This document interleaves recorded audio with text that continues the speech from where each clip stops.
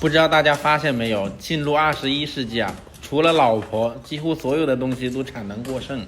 所以我又勾起了在广东的那10多年，怀念在那里被救赎的日子啊。那个时候星期六、星期天就去探店，红砖高墙之内，这是一个老八的家电回收市场。这些拆解的物件啊，仿佛跟老八那边条件格格不入，有微波炉、烤箱，还有这个空调压缩机。现在拆的这个上面有冷凝网，应该是空调的外机吧。自从21世纪啊，我们国内的制造业飞黄腾达，你像小型制造业、中型制造业，基本上包揽了国际80%的业务。所以产能过剩啊，跟某只兔子肯定也会有一点关系的。修跟拆完全就是两种概念，所以这里没有那么讲究螺丝刀啥的，直接抡一把大锤啊，小锤80，大锤1的概念进行敲击，直击一个要害。可以看到现场扬起了一阵洋务运动。这个是蒸发箱啊，里面它是有空调液的，汽车用的是 134A， 这个不知道是啥。我看修空调大哥都是带一罐很大很大的煤气罐，现在是 R22 还是别的新型号？有没有修空调老师观众可以来科普一下。其实拆这种东西蛮解压的啊，你一个个螺丝拆，你反而会觉得愤怒，哎呀，怎么这么难拆，还要动脑子？你用锤子哪里不会抡哪里，这样能释放你心里面的情绪。这也是为什么有的人一吵架或者干嘛就喜欢砸东西一样的道理。你像正常情况，如果真的报废了，对不对？还要摇表一摇，绝缘归零，那铜线就是归我。毕竟我干过3个月的修理厂，如果按照效率来说，其实这样的拆法蛮低的，因为螺丝紧着的东西，你用锤抡怎么也抡不烂，你只能抡一些塑料件。我本以为啊，刚才那种拆法是很粗暴，直到我看到这个白袍老八。刚才那个大锤80，这个大锤最起码有200。本来是一个四四方方的空调外机啊，经过它抡几下，直接变成了一个球。它这个外机甚至还是好东西啊，用上了双排铜管。你像国内如果2到3千价位的，几乎都是单排。其实任何物件都一样，大环境之下都会越来越卷，越来越便宜。面子做得非常的好啊，但是你看不见的里子都在减配。这些空调外机经过分解，大概产生3大类，一个是外壳的钣金件。另外还有一些塑料，然后是鼓风机组件，这个应该是电机吧。电机敲烂啊，取里面的铜线。小日子的空调大多数用的都是无刷纯铜的电机，你比如30吧，现在用的是我们浙江卧龙代工的电机。这里壳剥掉啊，只取里面的一个烙组，烙组上有大量的铜线。当然啊，国内的空调也做得非常好，但是我希望国内的技术细节方面能把控得更好。你像有些空调铜管，它都不是用普通的焊条焊接，而是氮气加银焊，这样能避免空调内壁的氧化。这个厂子有15个老八大叔啊，一天可能需要拆解5到6吨的这些工业垃圾。虽然说是垃圾，但我觉得有点不妥。你看拆下来的这些烙组，里面的铜线都还是非常好的。但是这些中巴大巴都是打工的，所有的钱都要到一个老板手里面，所以这些利润其实还是非常可观的。铜价是跟国际走的，但是人工不是，他们那边人工更便宜。租金的话，甚至这些都是白给。这也是为什么当时90几年做鞋的鞋老板一天能赚2万，现在都24年、25年，一天根本赚不了2万，而且工资厂房都越高。就这个原因啊，现在马上高考了，毕业即失业。这里的话，我想给一些刚出社会的老师观众提供一点就业思路。刚出来的话，不要着急赚钱啊。第一份行业可以去做销售或者是干嘛，虽然在别人眼里销售可能跟乞丐一样，要么就做互联网要有内容。其实老八这个行业就挺好的，每天可以拍拍东西。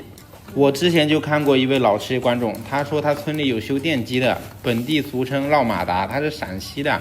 有段时间去那里玩，顺便帮忙干了一些简单的活，拧螺丝啊、拆线圈、轴承这些。当时老板看他这个人有天赋嘛，是打螺丝的料，要不就跟我学这个手艺吧，最起码可以开家店在我隔壁，以后把我搞倒。但是他后面上大学去了，不然现在也一身技能。你看拍拍视频啊，或者什么剧情，对不对？再来点擦边的，绝对是有人看。所以大家可以考虑在互联网上做内容，刚毕业就可以铺垫，按部就班。在这个社会现在是最没有出息的啊。我觉得道家比儒家要说的更对。水的有点久啊，等一下又2电炮，希望能帮到大家。然后这个是冷凝器啊，铝跟铜组成的，但是有些铜管看着你像是铜管，它可能是铝合金的。现在空调有一种合金管，它可以焊尖，也可以做喇叭口。又不好甄别。但是老八大叔手上这个应该是真货啊，这里用锄头一样的锤子把这个两个东西剥离开来，敲的这些碎片啊，应该就是铜，然后这个就是铝。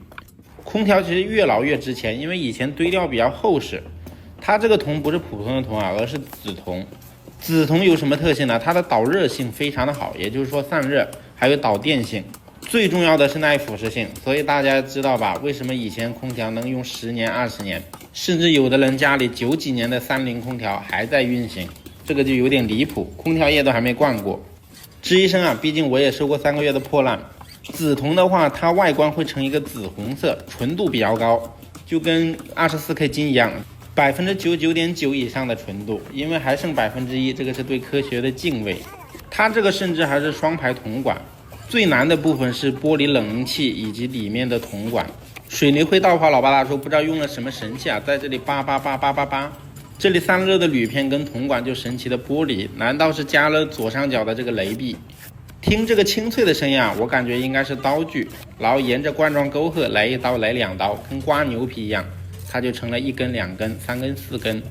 说实话啊，这些都是上等的好东西，能卖一个好价钱。就跟当年我也说了很多次，村东头的破烂卖到村西头，然后村西头倒卖村东头，这样赚游戏币。我相信很多人可能更关注这个铜的价格，像这种紫铜有的量在说1斤500克，其实并不是。你像这种品相好的，一般都有71公斤。然后这些转子啊、马达的含铜量可能会低一点，价格也会低一点，一般65到60，所以这些都是蛮值钱的东西啊。而且他们投资成本很低很低的，几台自己手搓机器，然后一个围起来的红砖厂房，几位老八一个给2000卢比，这样的回报利润率，我觉得最少是在30%以上。在回收行业啊，有20%的利润，已经算是很高很高的了。它不同的材质根据不同的分拣，然后这个是转子，转子的话，它这里先是把轴给压出来。转子跟电梳上面的材质不一样，你像电梳一般都是锡钢片，回炉熔一下，它又成了铁，是一个优质的原料。其实老八那边矿产资源还是非常的丰富，我们比如铜矿跟铁矿，但是他们回收我估计应该是做出口吧。刚才那些铜罐啊，根本在国内是出口不了，因为自家消化，国内的铜资源相对别的国家会少一点点。你会发现国内很多电器啊，除非是真的很贵很贵，几百块钱的基本上都是直接换，因为你修一下人工费也要100、200。不排除有不良商家，比如某木鸟，当时也上了315，大家也知道，小问题大修。在国内啊，一般的小商小贩会用那种电镐分解，白沙瓦的话更全能。这个就大厂啊，规模化，它有专门的液压机，压下全部会粉碎，非常的轻松。液压坤的话，基本什么都能压，但是我想看的是液压机压液压机，不知道谁更强。这个电梳上面不知道是不是有别的材质还是干嘛，或者是需要提纯，不然的话，按照我们的理解啊，可以直接回炉再造，熔掉就好。而这里的话，它还用了一个类似于离心机的东西，不停的往里面放。一顿操作啊，下面就碎碎零零散散零零星星，所以我猜测啊，这应该是个粉碎机吧，甚至的话还是高配的，带谐振筛网的功能。这些零件其实跟牛马是差不多啊，勤勤恳恳的一生，然后再送到人生终点站，出来的话也是这种碎片，甚至还更细。如果交钱的话，让第一炉可能还多一点，不然的话可能还掺杂了一点别人的碎片。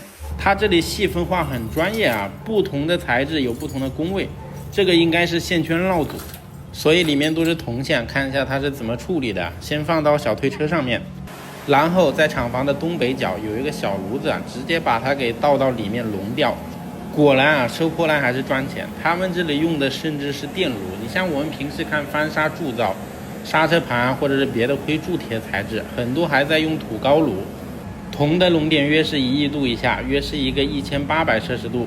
对于电炉来说啊，这个一下就能成一个铜水。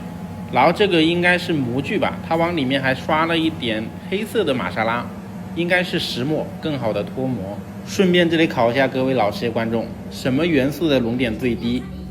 钢锅通过火烧啊，变得非常的色彩缤纷，形成了一股非常奇特的效应，我称为达尔西丁效应。